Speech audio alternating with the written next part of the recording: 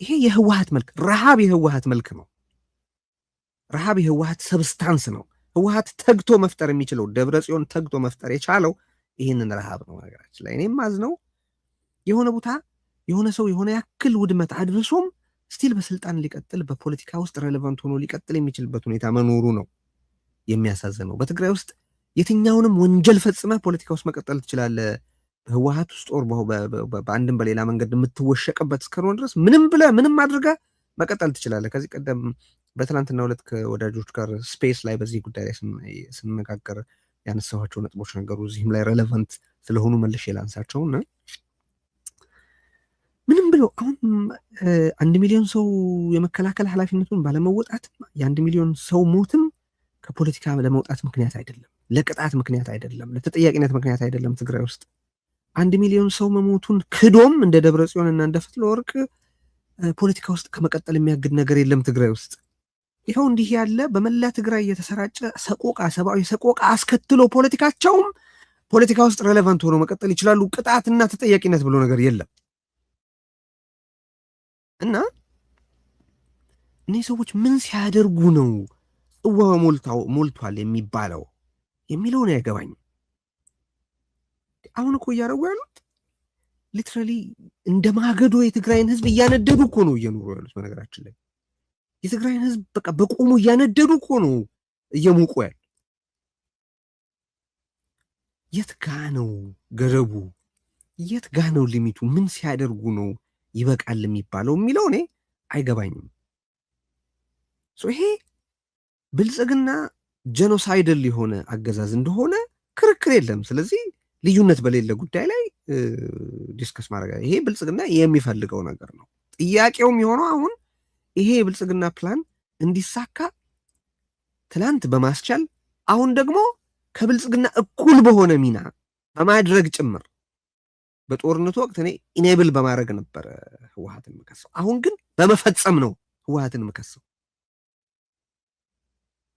ኦር በማስፈጸም።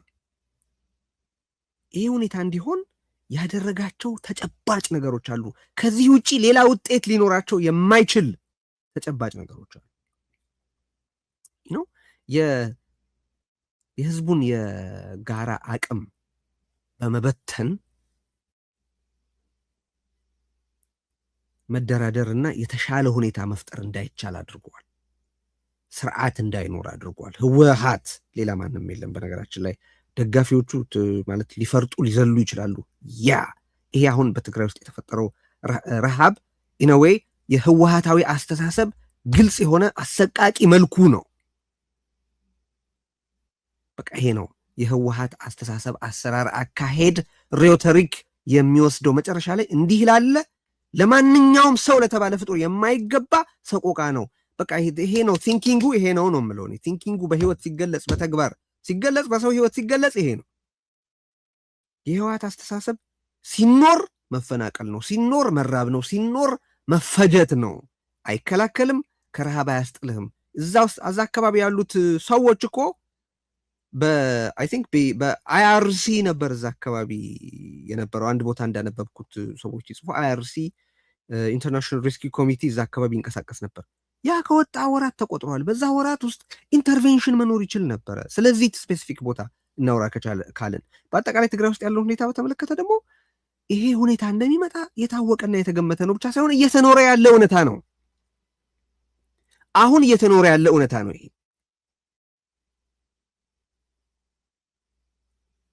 ስለዚህ መጀመሪያ የትግራይ ህዝብ አቅም አንድ ላይ ተሰባስቦ ለህዝቡ ደህንነት አደጋ የሆነውን ሊትራሊ ለህዝቡ ደህንነት አደጋ የሆነውን ረሃብ ብቻ ሳይሆን ፖለቲካዊ የሆነውን ችግር፣ ወታደራዊ የሆነውን መከራ እንዳይመጣ ለማድረግ ይቻል የነበረበትን እድል ተከታትሎ ያከሸፈው መቀለም፣ አዲስ አበባም፣ ሻዕቢያም ብልጽግናም ስር የተወሸቀው የህወሓት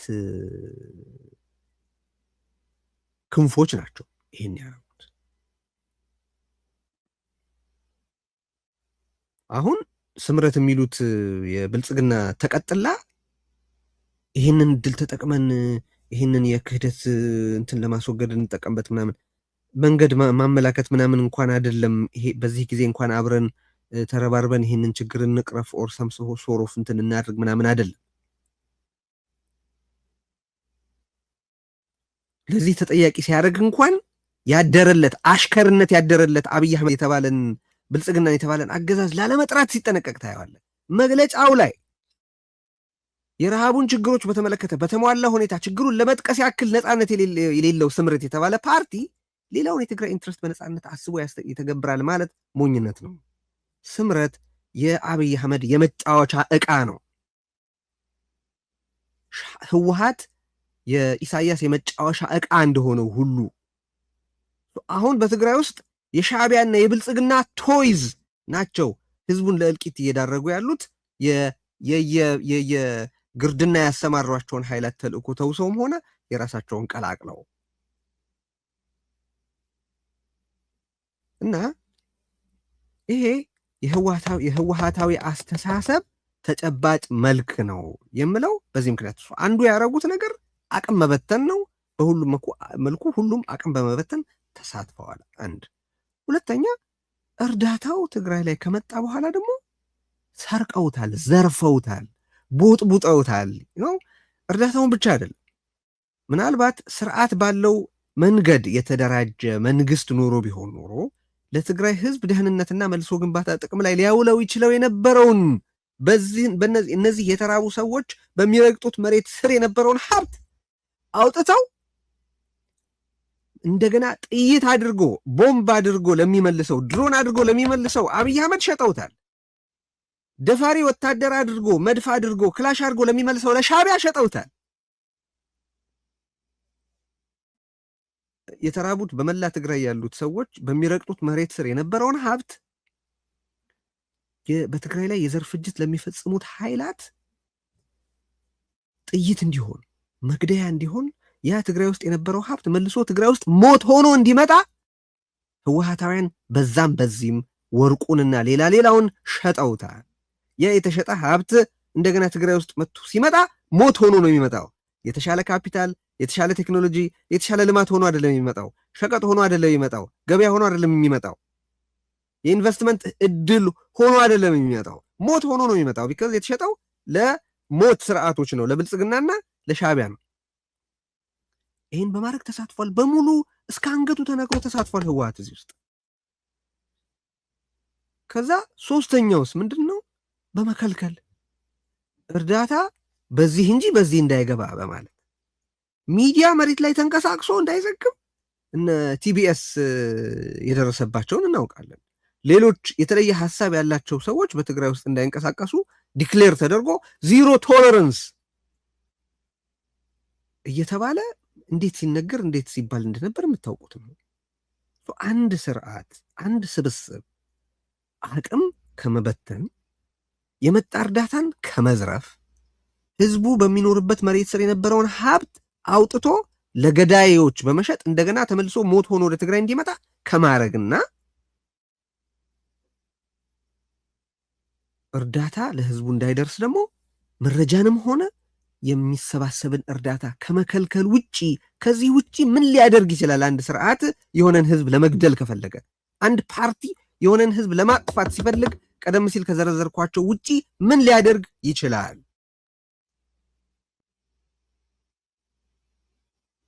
የዚህ እኮ ኢትስ ናቹራል ውጤት አውትካም።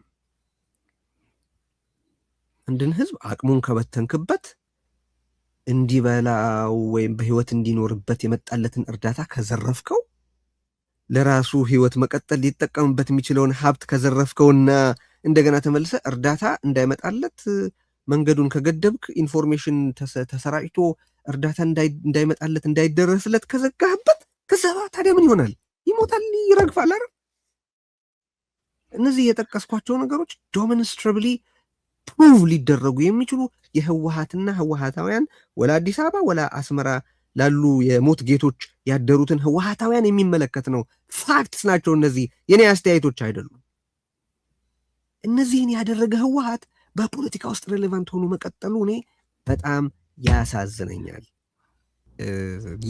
የትኛው ዓለም ውስጥ ነው የሚኖሩት የሚለው ሁሌም መጠየቅ ያለበት ነው። ማለት ዋን ዌይ ነው የሚመስለው ቢሎንጊንግነስ ማለት የሆነ የህብረተሰብ ክፍል ህወሓት የኔ ፓርቲ ነው ብሎ ያስባል። እስካሁን ድረስ ያንን ማሰቡ በጣም ቢያስገርምም ያው የሰው ልጅ ኔሰሰርሊ መሬት ላይ በሚያየው ነገር ብቻ በውጤት ብቻ አንድን ምርጫ ስለማያደርግ ሌሎች አትፕላይ የሚሆኑ ባያዞች፣ ፕሪጁዲሶች፣ የቀደሙ እምነቶች፣ ኤክስፔሪንሶች ነገሩን የምታይበትን መንገድ ጭምር ስለሚወስኑ ካልሆነ በስተቀር ከዛ ሁሉ በኋላ አሁን ስለነ ህወሓት ስለነዛ ማውራት አይገባንም ነበር። ግን የተወሰኑ ጥያቄዎች ነው ማንሳት የምፈልገው። አንዱ የት ነው የሚኖሩት? ቀደም ሲል ያልኩት ጥያቄ ነው። የት ነው የሚኖሩት? ኦልሬዲ የራሳቸው ዓለም አላቸው፣ የራሳቸው በብል አላቸው። ቅድም ያነሳሁት ነገር አለ። ሌላው ሰው ሲያዩት እነሱ እንዲሞቃቸው የሚነድ የሚራመድ ማገዶ ነው እንጂ ሰው ተደርጎ አይቆጠርም። በህወሓታውያን ዘንድ ሰው ተደርጎ አይቆጠርም። ከጥቂቶቹ ውጭ ያለው ህብረተሰብ በሙሉ እነሱ እንዲኖሩ መሞት ያለበት፣ በረሃብም በጥይትም በእጦትም በመፈናቀልም በሌላም መኖር ያለበት አኗኗሪ ወይም የሆነ ምክትል ነዋሪም እኮ አይደለም። ምክትል እኮ የተወሰነው ነገር ይደርሰዋል። በቃ ነዋሪ አይደለም። እነሱ እንዲኖሩ የሚያስፈልግ አንድ ግብአት ነው፣ ጥሬ ዕቃ ነው። እኔ እንደ ህወሓት አሚን ሌላው ክሌም አያደርግም አይደል? አገን ሻዕቢያ የትግራይ ነኝ አይልም። ዴርፎር የትግራይን ህዝብ ለምን አላዳነውም፣ ለምን እንዲህ አላደረገውም ተብሎ የሚጠየቅ አካል አይደለም። ብልጽግናም እንደዛ ነው፣ በተግባር አሳይቷል። ምንም እንኳ አገር እየመራ ነው ወዘተረፈ እየመራ ነው ቢባልም እየመራ ነው ብዬ አላምንም። እኔ መንግስትም ነው አልልም ብዬ አላምንም። እኔ በነገራችን ላይ ግን አዲስ አበባ ያለው ወሮ በላ ቡድን ግልጽ ነው። በቃ መፍጀት እና ህብረተሰብን ለመፍጀት ሲል ረሃብን እንዴት አድርገው ዌፕናይዝ እንደሚያደርግ በተደጋጋሚ የታየ ነገር ነው። ስለዚህ ይሄ ታውቆ ያደረ ነገር ነው። ታስታውሳለህ መቼስ አምሹር ጌች ጁዲሻሊ ኖቲስድ የሚባሉ ፋክትስ ነበሩ አደለ? በፍርድ ቤት ፕሩቭ አርግ ተብለህ ልትጠየቃቸው ግድ ያይደሉ ነገሮች አሉ አይደል? ፍርድ ቤቱ ያውቃቸዋል ተብሎ የሚገመቱ። አሁን የሆነን ኬዝ ለማስረዳት ስትፈልግ ፀሐይ በምስራቅ እንደምትወጣ ለማስረዳት ግዴታ የለብህም። እና በዛ ደረጃ ያለ ነው የነ ብልጽግናና የሻዕቢያ ጄኖሳይዳል ኢንተንት። በእኔ አስተያየት ማለት ፕሩቭ ማድረግ ራሱ አትስ ፖይንት አስፈላጊ ወዳልሆነበት ደረጃ የደረሰ ነው። በቅርብ እኮ ነው አብይ አህመድን ከ77ቱ ይበልጣል ይላሉ። 1 ሚሊዮን ሰው የታለ የሞተው? 1 ሚሊዮን ሰው ካልሞተ እየዋሸ ነው ማለት ነው ያ ሰው ምናምን ብሎ ተናግሮ ነበር። ሰው አሁን ልክ ደብረጽዮን 1 ሚሊዮን ሰው አለቀ ይላል ማስረጃ የለው ምን የለው ሲል ኦኬ ስንት ይሁንልህ? 999,999 ይሁንልህ ወይ ብለን ስንጠይቀው ነበር አይደል? እና አሁን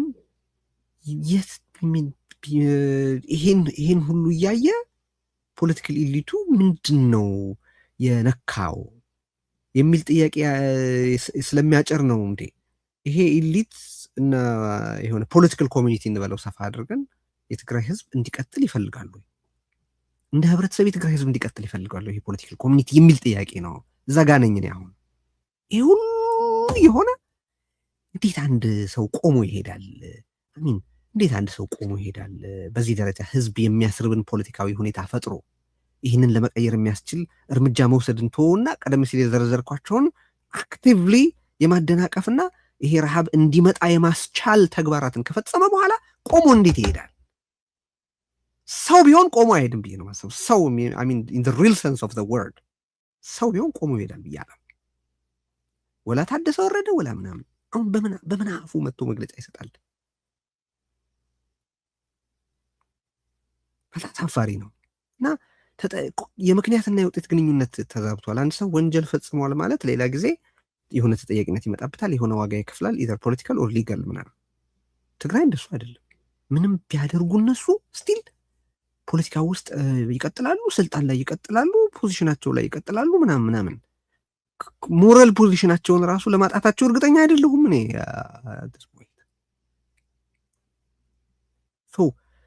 አንዱ እሱ ነው። ሁለተኛ በታሪኩ በህወሓትና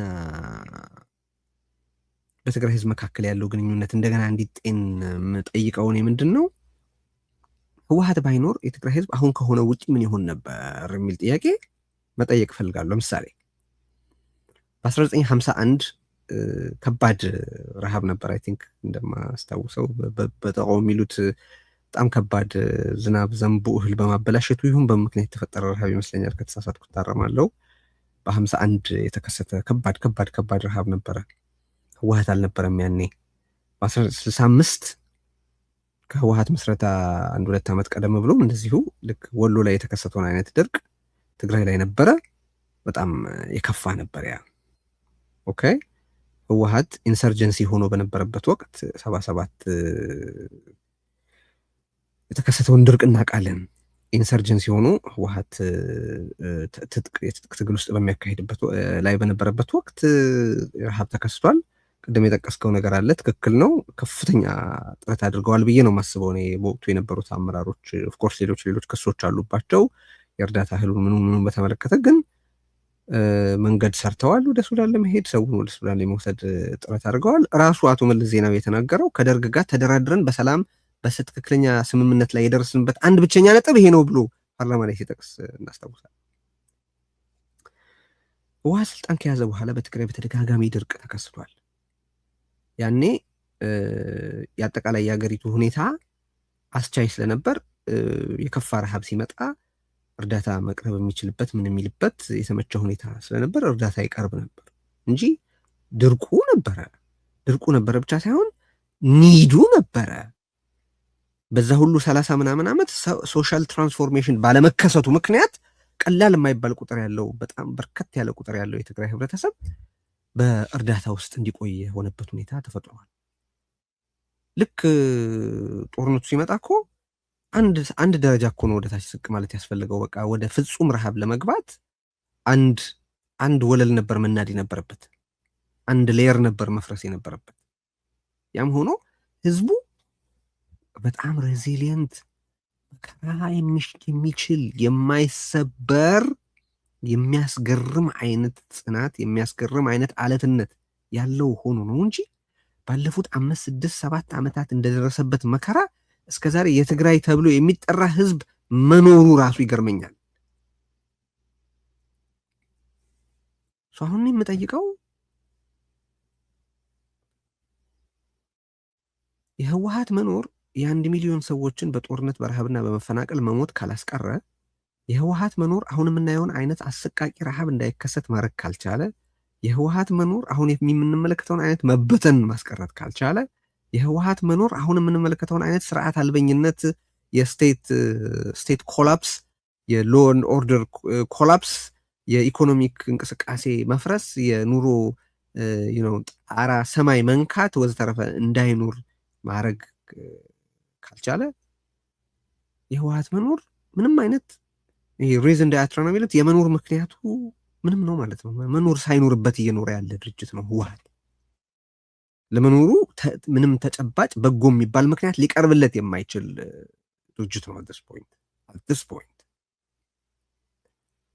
የምትደራጀው እኮ ለሆነ ግብ ነው። ድርጅት የሚያስፈልግህ እኮ ለሆነ ግብ ነው አይደል?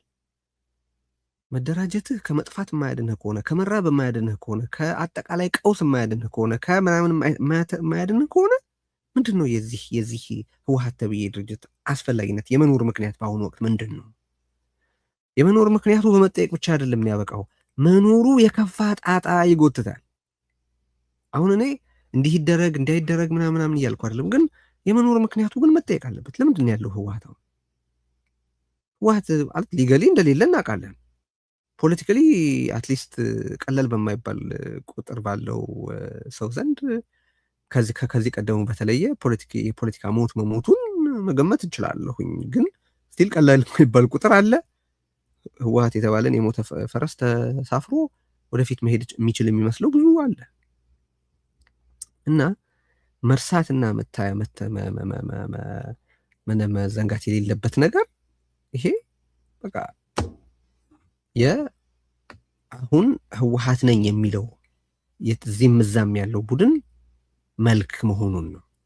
በቃ ይሄ ስም ይሰየምለት ቢባል እኔ ሌሎች የዘር ፍጅት ኃይላት ሚናቸውን በመርሳት አይደለም።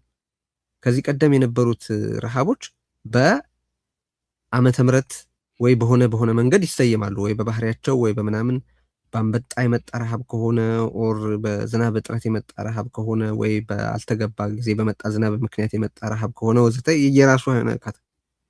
አሁን ትግራይ ውስጥ ያለው ሪያሊቲ አሁን ትግራይ ውስጥ ያለው መከራ ስም ይሰጠው ቢባል ህወሓት ተብሎ ነው መጠራት ያለበት ነው ማለት ነው። ረሃቡም የህወሓት ረሃብ ተብሎ መጠራት አለበት ባይነኝ። ለምን የዘር ፍጅት ለመፈጸም ፍላጎት አላቸው ሻዕቢያና ብልጽግና ሁሌም። ነገር ግን የዘር ፍጅት መፈጸም እንዲችሉ ያደረጋቸው ህወሓት እንዲፈልጉ አድርጓቸዋል ማለት አልችልም። እንዲችሉ ግን ያደርገው ህወሓት። አሁን ሁለቱንም ማድረግ ይቻላል። ክርክሮቹ ነው ያለው። ሂውማኒቴሪያን የሆነውን ስራ እየሰሩ አት ዘ ሴም ታይም ስርዓታዊ የሆነ ለውጥ እንዲመጣም መታገል ይቻላል። ለዚህ መሳቀቅ አያስፈልግም። እነዚህን የረሃብ ኤጀንቶች አይ እናንተ በረሃብና በጥይት ህዝባችንን እየገደላችሁም እያስገደላችሁ መቀጠል አትችሉም መባላቸው መቀጠል አለበት። አንዱ አንዱን የሚገፋው አንዱ አንዱን የሚሰርዘው አይደለም እና ሂውማኒቴሪያን ስራው የሚቀጥል ፖለቲካዊ ስራው የሚቀጥል ባይነኝ። የሚጠፋፉ አይደሉም። ኢንፋክት በጣም በጣም ተመጋጋቢ ናቸው። ቢካዝ አሁን ስለ ህጻጽ እያወራ ነው። ሌላ ደግሞ ቀደም ሲል ከጠቀስናቸው ከ140 በላይ በሚሆኑ ተፈናቃይ ጣቢያዎች ውስጥ ሌላ ቦታ እንደዚሁ ሌላ ችግር ተፈጥሮ እንደዚሁ የምንነጋገርበት ሁኔታ የሚኖረው ይሄንን ረሃብ የሚቀፈቅፍ የሚያስቀፈቅፍ የሚፈጽም የሚያስፈጽም ኃይል መቀለ ላይ ስላለ ነው። ስለዚህ ሁለቱም ይደረግ። ሌላ እዚህ ጋር በጣም ኢምፖርታንት የሆነው ነጥብ ከዚህ ህወሓት የሚያተርፍበት ሁኔታ መኖር የለበትም። ፔኒ ማትረፍ የለበትም። ፔኒ ወንጀል ነው ይሄ። እነሱ ለማድረግ ወደኋላ ይላሉ አይደለም እያልኩ ያለሁት አሚን። እኔ በጣም መጀመሪያ ጦርነቱ ጋባ አለ ተብሎ የፕሪቶሪያ ስምምነት እንደተፈረመ ጌታቸው ታስታውስ እንደሆነ ደደቢት ማይክሮ ፋይናንስ ተፈናቅለው ከነበሩ ያን ሁሉ መከራ ካተረፉት ሰዎች ብድራችሁን ክፈሉ ለማለት እኮ ሞክሯል። አሁንም እንደዛ ይላሉ። አሁንም እንደዛ ይላሉ። እንግዲህ ፈጣሪ ያሳየው እናት የውል ምንድን ነው የምትገባው? በመንግስትና በዜጎች መካከል የሚኖረው ውል ምንድን ነው? አንተ ሰላምና ጸጥታ ልታስከብር፣ እኔ ደግሞ ሰርቼ ከማገኘው ግብር ልከፍልህ ነው አይደለ? ውሉ እንደዛ ነው። ከዛ መንግስት ነኝ ሲል የነበረው ኃይል ህዝቡን አጋልጦት ሸሽቶ